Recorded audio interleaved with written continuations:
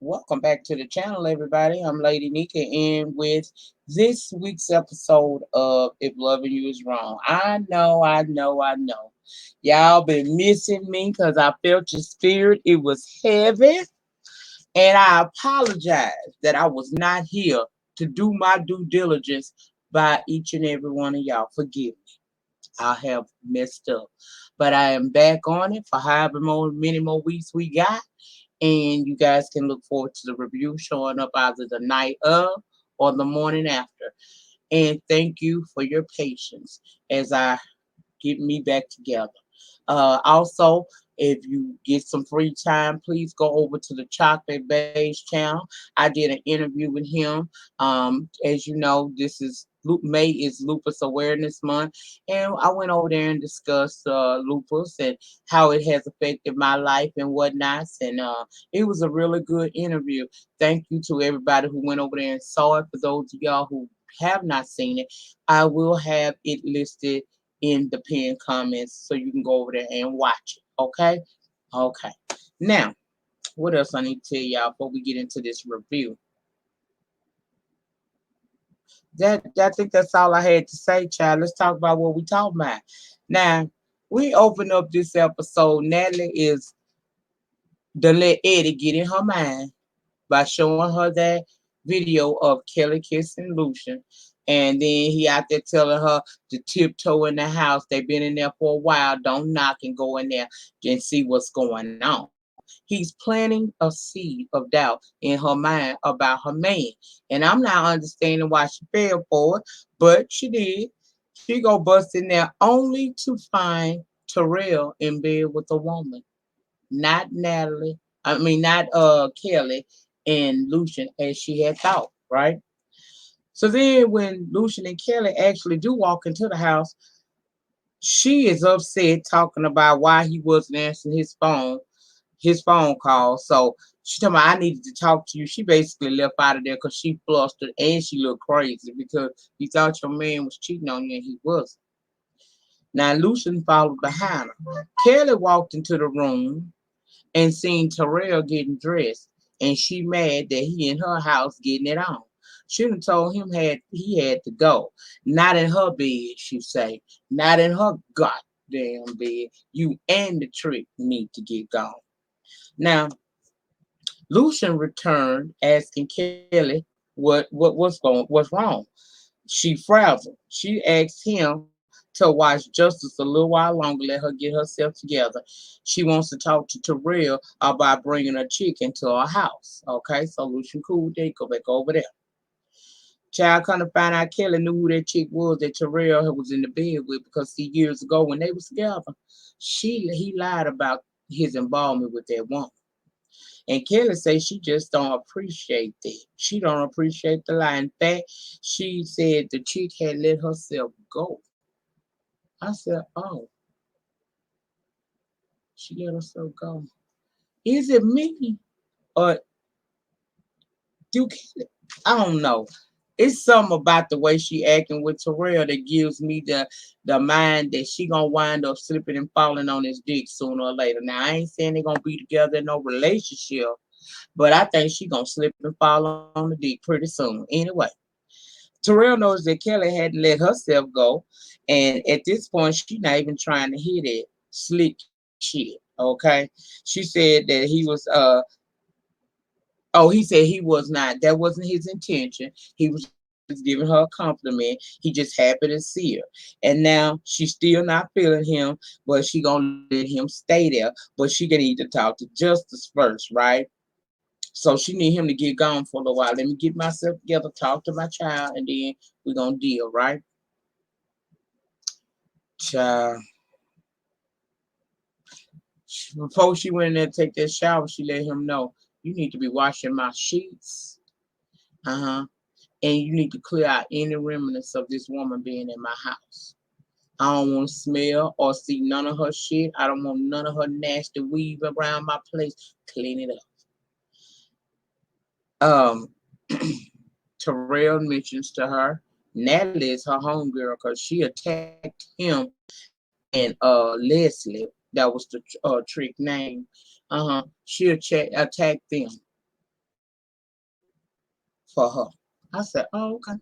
Now over at Natalie's, Lucian is trying to talk to her as she's preparing a meal. He wants to know why she called. She said Eddie walked in to their house and moved into why Kelly kissed Lucian. Cause now he know that damn Eddie went over there and showed her that film that he had taken of Kelly kissing him when he told her she was gonna be free to go and that the DA was dropping the charges. Lucian downplayed it, saying that she was just excited. She texted him, and Lucian said that in the text she's saying that Natalie thought that it was Lucian and her in bed together having sex, and not Tyrell and Leslie. Nellie don't trust it and wanted to see the text, and he refused because he said that they've been there before and she knows he loved her and that he's devoted to her. And he not finna play that game with her. He not about to be questioned about how he feel about her. She wanted to ask the question. He said no.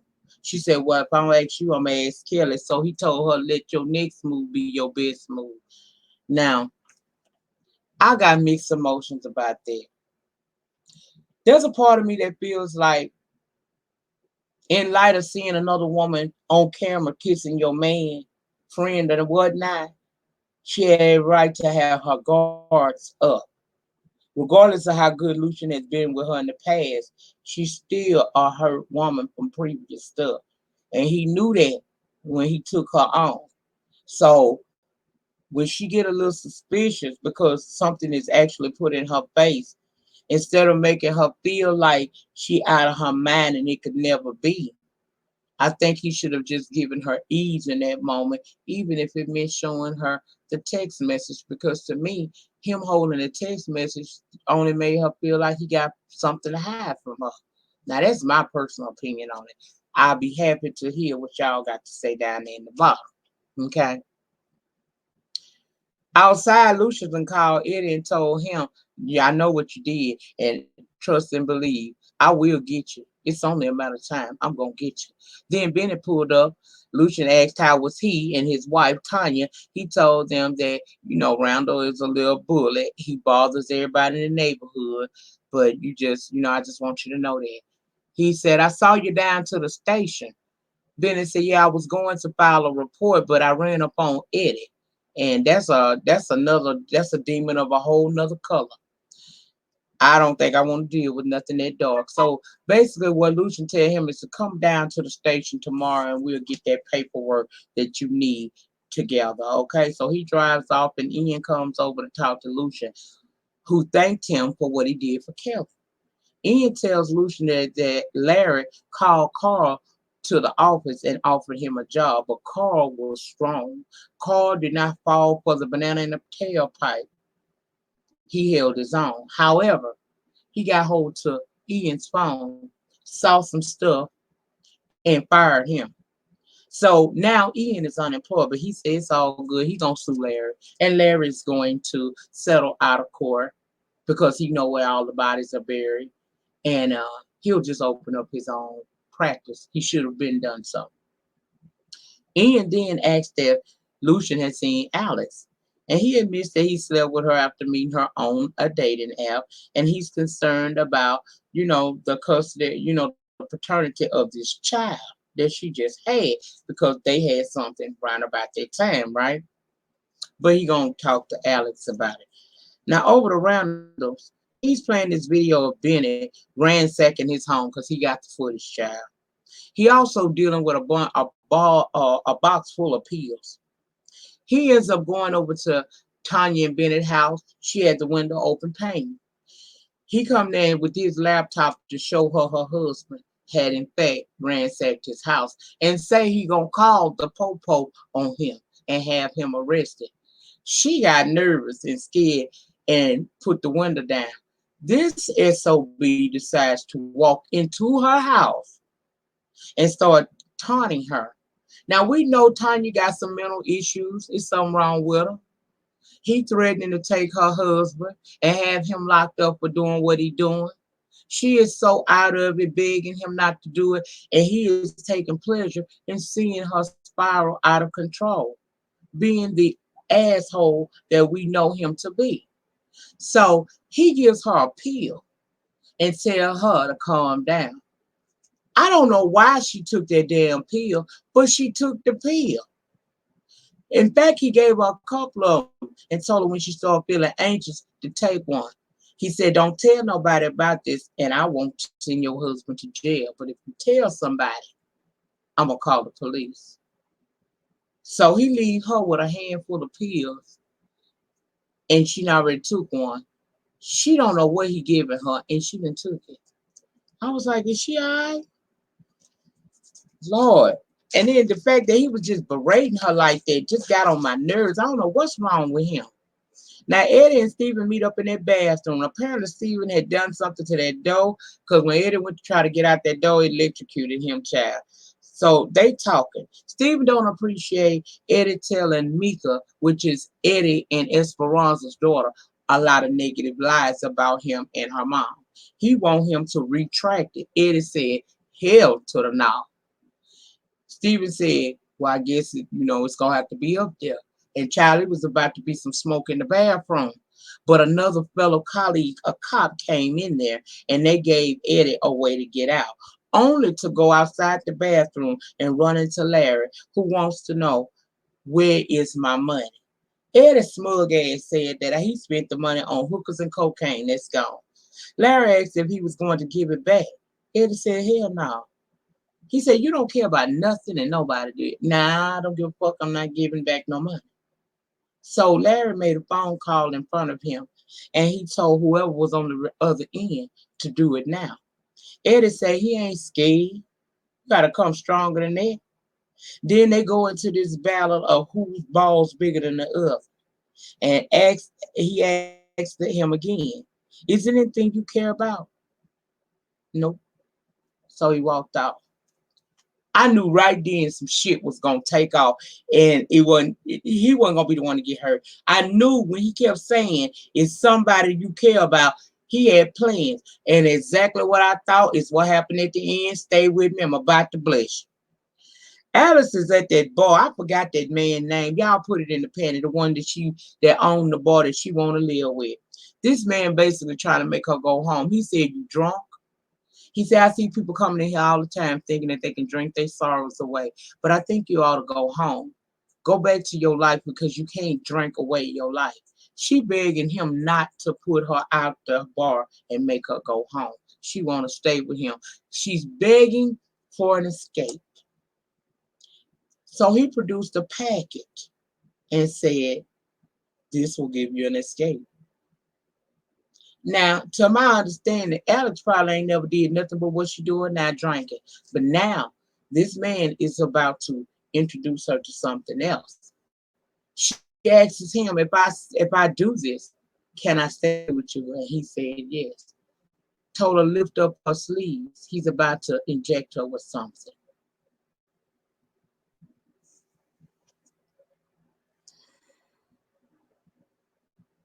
Girl, you about to get your escape, and I don't think it's gonna turn out well for you. I really don't.